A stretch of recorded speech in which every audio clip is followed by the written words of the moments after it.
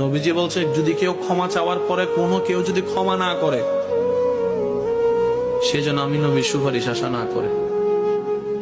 খুব মারাত্মক কথা কিন্তু। সেজন্য নবীজি বলছেন, হে আমার উম্মত, যা জামিলা হয়েছে, যার সাথে হয়েছে, তুমি ক্ষমা করে দাও, তুমি ক্ষমা করে দাও। সে ক্ষমা চাক না চাক, তুমি মাফ করে দাও। তুমি যদি মাফ করলে তোমার ইজ্জতের কমতি হয়, আমি মুস্তাফা থেকে হাসরের ময়দানে তোমার ইজ্জত বুঝে নিও। বিশ্বাস করেন, প্রতিশোধের যতটুকু শান্তি, তার চাইতে বড় শান্তি হচ্ছে মাফ করে দেওয়া। আমাকেও বলার দরকার নাই, কাউকে শোনানোর দরকার নাই।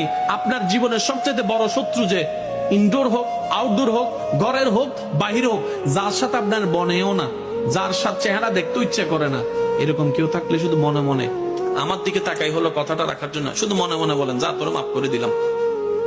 দেখবেন আপনার মনে এটা কেমন যেন একটা শান্তি লাগা শুরু করবে। বিশ্বাস করেন ভাই, রাগ, হিংসা, অহংকার এগুলো শয়তানের জিনিস। এগুলা নিয়ে কেউ শান্তিতে থাকতে পারে নাই। হারালেই জিতা যায় না, হারালেই অনেকে আছে কই মামলা করছে, আমি কি হারবো নাকি? দরকার হলে 10 খানি যা জমি আছে এগুলো সব বিক্রি করে দিব, তারপরও জিতে লাগবে। আপনি 10 খানি জায়গা শেষ করে আপনি জিতে গেলেন, এবার আপনার আছে কি? এবার আপনার ছেলে মেয়েরাই তো আপনার 14 গোষ্ঠী দোয়াই ফেলবে। বাস্তব যেটা সেটা বলেন না রে ভাইয়া। তো সেজন্য আল্লাহর ওয়াস্তে নবীর সুন্নত হচ্ছে জীবনে শান্তিতে থাকার সবচাইতে গুড ওয়ে। আল্লাহ পাক আমাদের সবাইকে বুঝার তৌফিক দেন।